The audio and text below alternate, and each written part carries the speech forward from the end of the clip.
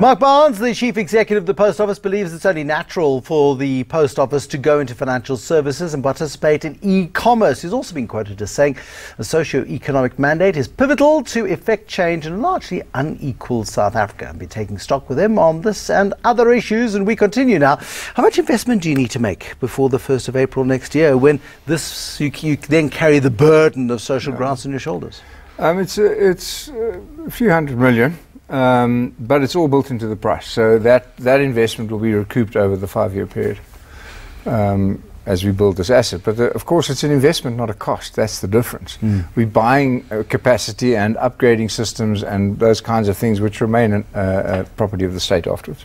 The Post Office is the last time I went into one, and I must admit it's a while ago now, simply because lots of waiting for you. I know you have, and I'm sorry, but lots of people, so middle-class South Africans, don't use the Post Office very much anymore at all. Parcels, you courier, or you simply do an EFT, or you send an email. The Post Office network, the Post Office infrastructure of 20 or 30 years ago is probably not dramatically unchanged. Has it got the capacity, though, for this evolution into running social grants?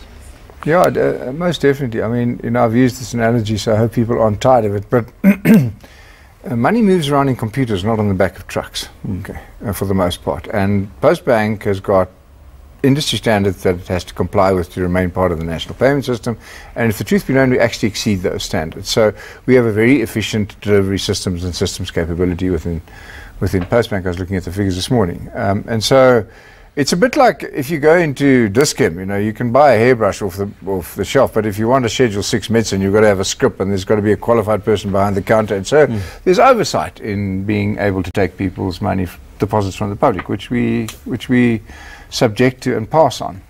So yes, we've got, this system for social grant delivery is not sophisticated or complicated in terms of banking transactions. It's just voluminous. Yes. You need capacity, and it's all on sort of a couple of days a month, so it's not evenly spread out, but it's at the same time predictable.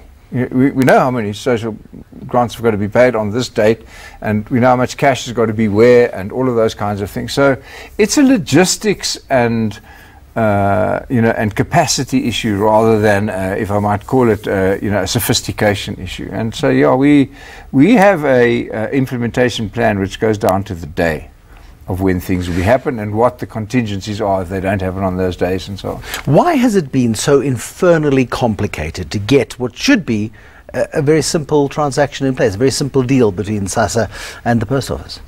Yeah, I think some of the perceptions around the question you raised in the beginning, some of the perceptions around the Post Office are derived from your postal experience and translated into a competence in the bank. And so people will go, well, if you can't deliver my letter, how the hell can we trust you to deliver social grants? And I've just divorced those two streams. It's a fair comment, though, isn't it? Yes, I accept that criticism. Okay.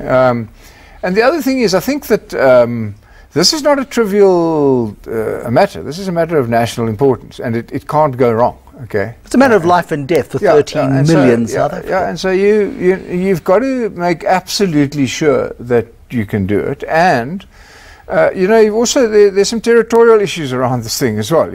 We're building and operating and transferring a capability. We're not taking it over, and so there've been some debates around exactly how that should work and who should be responsible for this and so on and so on. And so it really just takes time for the integrity of the result to override the preconceptions of the initial two players, and it takes time. But it's been quite a tense negotiation. Yeah, it is tense because there are big economics at play here. Yeah. For those who are no longer being in the game, and there are significant issues about ownership and control, and whose job is this anyway, and under which acts do it. It's a non-trivial thing to find peace. But I can tell you, we were drawn closer and closer to one another, sometimes with a lot of encouragement from things like the Interministerial Committee and things like that, because the outcome, if we achieved it, was so compelling that we had to set our differences aside, and there were differences. What were those main differences? Well, I think, some of them that we've mentioned, can we do it and demonstrate that you can do it, and is this sort of a takeover or a service that you're providing? What about, why don't we just put this out into the commercial banks as a competitive, how do you compare to the incumbents' pricing? Can you deliver that? By definition, because of the Concord ruling, there's going to have to be capital expenditure here, which there wouldn't have to be if you continued with the incumbent and so on. So we were purposefully expending money to replace an incumbent solution which was unacceptable legally.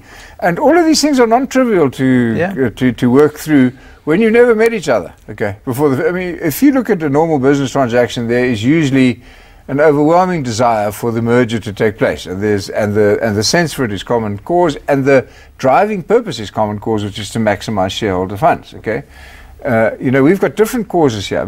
For Post Office Group, this is a diversified revenue strategy and a utilization of infrastructure. You talk about it being a service, not a business. Yeah. But you can't lose money on this. You've got to make a margin on it in order to justify the continued existence of the post office. But the difference is that margin is made within the state. We've got the same shareholder. Okay. So what this does is it takes a revenue source and washes it over a bought and paid for infrastructure with a high fixed cost. And so the economics of that is just compelling from a system point of view, okay?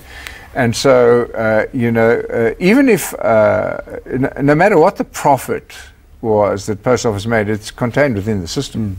And also, the Post Office has had to have a couple of bailouts from the state. Yeah, so this should make you less dependent on those bailouts into the future. This is a big chunk of income which you can wash over the same fixed cost structure, the same staffing structure, and it's resulted in huge retraining of skill sets. And when we look at a post office, we don't see one point of delivery. We see as many counters as there are, we see delivery. Okay, a possibility of a channel. And so we're going way beyond just looking at social grants and saying what else can we deliver through those channels. But social grants brings a whole bunch of people into our post office, okay, to do a whole bunch of things, we hope. Okay, and so maybe the beneficiary is an old lady, but her son comes with her to help her with the PIN number, whatever the case may be. Maybe he also runs a small business somewhere, and maybe the Post Bank, when it finally gets its license, could finance his business, and maybe he's going to open a real, so to speak, bank account at Post Bank. And so we see huge intersections with footfall coming into the post office and seeing that it can deliver these services. Getting people back into the system is absolutely pivotal. More with Mark Barnes, Chief Executive at the South African Post Office, after this break.